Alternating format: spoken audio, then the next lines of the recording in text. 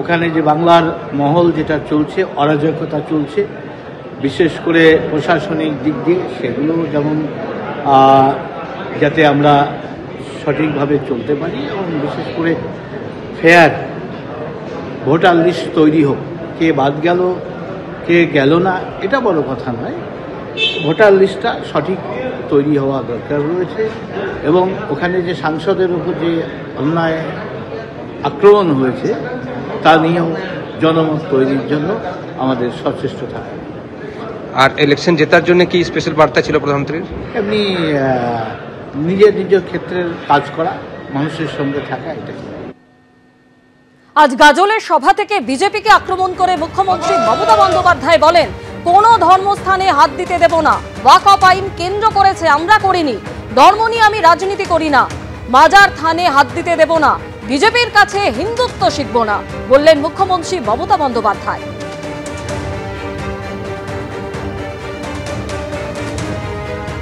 সাম্প্রদায়িক শক্তি রটাচ্ছে, ধর্ম নিয়ে বিভাজন করছে, ধর্ম নিয়ে বিভেদ করছে।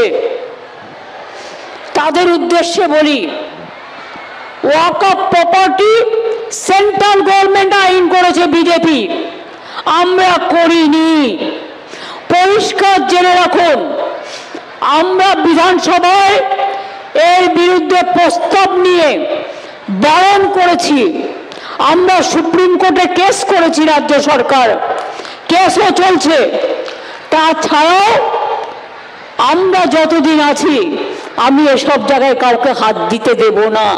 আপনারা বিশ্বাস রাখবেন, আমি মাজার থানে হাত দিতে দেব না, জয়ের থানায় হাত দিতে দেব না, মাঝি থানায় হাত দিতে দেব না। হিন্দু হোক, মুসলমান হোক, শিখ হোক, খ্রিস্টান হোক, ধর্মীয় স্থানেও হাত দিতে দেব না। আমি ধর্ম নিয়ে রাজনীতি করি না, আমি সব ধর্মকে ভালোবাসি। সর্বধর্ম সমন্বয় আমাদের সবাইকে মানুষ হিসেবে ভালোবাসতে শেখায়। ভোটের আগের দিন ঘোষণার আগেই প্রধানমন্ত্রীর 7টি জনসভা চায় বঙ্গ বিজেপি। এসআইআর এ আপোষ নয়, লড়াই করে জিততে হবে বাংলায়। দিল্লিতে বঙ্গ বিজেপি সাংসদদের সঙ্গে বৈঠকে বার্তা প্রধানমন্ত্রী নরেন্দ্র মোদীর। ডিসেম্বরে রানাঘাটে প্রধানমন্ত্রীকে আনতে চায় বঙ্গ বিজেপি, সূত্র মারফত খবর। রানাঘাটে সভা নিয়ে সম্ভাব্য দিন জানতে চেয়েছেন প্রধানমন্ত্রী। বাংলা নিয়ে নিয়মিত রিভিউ মিটিং করবেন প্রধানমন্ত্রী এবং অমিত শাহ, বিজেপি সূত্রে এমনই খবর।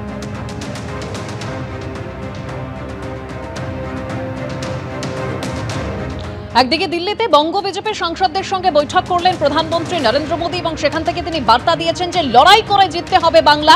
অন্যদিকে বিরোধী দলনেতা শুভেন্দু অধিকারী তিনি দিল্লিতে আজকে কেন্দ্রীয় স্বরাষ্ট্রমন্ত্রী অমিত শাহর সঙ্গে বৈঠক করেন। অমিত শাহর সঙ্গে বৈঠক শুভেন্দু অধিকারীর। দিল্লিতে কেন্দ্রীয় স্বরাষ্ট্রমন্ত্রীর সঙ্গে বৈঠক। পশ্চিমবঙ্গের বিরোধী দলনেতার যে ছবি আপনারা দেখতে পাচ্ছেন, রাজধানীতে এই বৈঠক।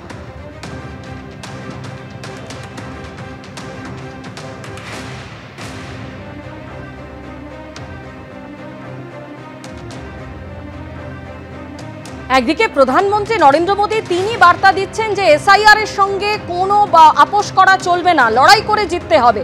আর অন্যদিকে মুখ্যমন্ত্রী মমতা বন্দ্যোপাধ্যায় তিনি বলছেন, জোর করে দখল করতে গেলে জরুরি অবস্থার পরিস্থিতি হবে, মানুষ আপনাদের ক্ষমা করবে না।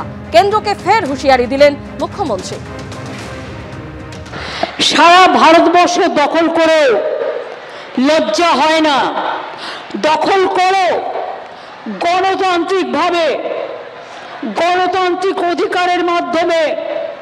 কিন্তু জোর করে কিছু দখল করতে গেলে মনে রাখবেন সেটা জরুরি অবস্থাকে মনে করিয়ে দেয়, এবং জরুরি অবস্থা যদি আপনারা জারি করতে চান সারা ভারতবর্ষে, তাহলে মনে রাখবেন মানুষ কিন্তু আপনাদের ক্ষমা করবে না।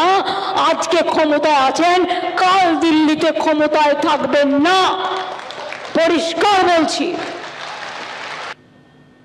পশ্চিমবঙ্গ জয়ের হুঙ্কারের পর রাজ্যের বিজেপি সাংসদদের সঙ্গে আলাদা বৈঠক করলেন প্রধানমন্ত্রী নরেন্দ্র মোদী এবং তিনি যেটা বলেছেন সেখানে যে কঠিন পরিশ্রম করে পশ্চিমবঙ্গ বিধানসভা ভোটে জয় সুনিশ্চিত করতে হবে। পশ্চিমবঙ্গ সরকারের বিরুদ্ধে বিজেপির লড়াই জারি রাখতে হবে। বৈঠকে বিজেপি সাংসদদের বার্তা দিয়েছেন প্রধানমন্ত্রী। এসআইআর শুদ্ধিকরণ প্রক্রিয়া, এই প্রক্রিয়া থামবে না, শেষ হবেই। কেন্দ্রীয় প্রকল্পে লাভবানদের সঙ্গে লাগাতার সম্পর্কে থাকুন। সোশ্যাল মিডিয়ার মাধ্যমে কেন্দ্রের কাজ মানুষের কাছে পৌঁছে দিতে হবে, বাংলার বিজেপি সাংসদদের নির্দেশ দিয়েছেন প্রধানমন্ত্রী নরেন্দ্র মোদী।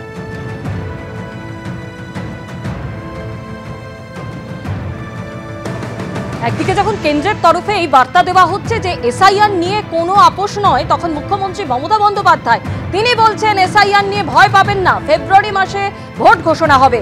চালাকি করে 3 মাস আগে এসআইআর প্রক্রিয়া করেছে, এটা স্বরাষ্ট্রমন্ত্রী অমিত শাহ করেছে, যাতে করে এসআইআর না মানলে ভোট বন্ধ করে দাও, সরকার ফেলে দাও। যতই চালাকি করো, চালাকি করে কোনো মহৎ কাজ হয় না। বিজেপি জুমলা পার্টি, হ্যাংলা পার্টি, অত্যাচারী পার্টি। হ্যাংলার দল বাংলা দখল করতে পারবে না। গাজলের সভা থেকে অমিত শাহকে আক্রমণ মুখ্যমন্ত্রী মমতা বন্দ্যোপাধ্যায়। এসআইআর নিয়ে ভয় পাচ্ছেন না তো? যেহেতু আমাদের ফেব্রুয়ারি মাসে ইলেকশন ডিক্লেয়ার হবে, তাই চালাকি করে 3 মাস আগে এটা করেছে। এটা অমিত শাহ করেছে, হোম মিনিস্টার, যাতে আইদার ইলেকশন বন্ধ করে দাও, এসআইআর না মানলে গভর্নমেন্ট ফেলে দাও, আর তা নাহলে এসআইআর করে দাও। তুমি যতই চালাকি করো জেনে রেখে দাও, চালাকির দ্বারা কোনো মহৎ কার্য সম্পন্ন হয় না। আমরা সবটাই করব, আমরা রুখে নেব, আমরা লড়ে নেব, আমরা অধিকার আদায় করে ছাড়বো। বাংলাকে দমানো যায় না। ওরে হ্যাংলার দল, বাংলাকে দমানো যায় না। বাংলা বাংলা, তোরা হ্যাংলার দল। খুব লোভ না বাংলাকে দখল করার? গণতন্ত্রের মাধ্যমে করো, মানুষ ভোট দিলে করো। আর যদি কেউ সাম্প্রদায়িকতাটা পারে, সে যে ধর্মই হোক, রটানোর চেষ্টা করে, বিশ্বাস করবেন না, আমি যতক্ষণ বেঁচে আছি, আমরা যতক্ষণ আছি মা মাটি মানুষের সরকার, কারো কোনো চিন্তা করার জায়গা নেই। আমরা আপনাদের পাহারাদার। আমি যেটা বলি আমি সেটা করি। এবিপি আনন্দ, এগিয়ে থাকে, এগিয়ে রাখে।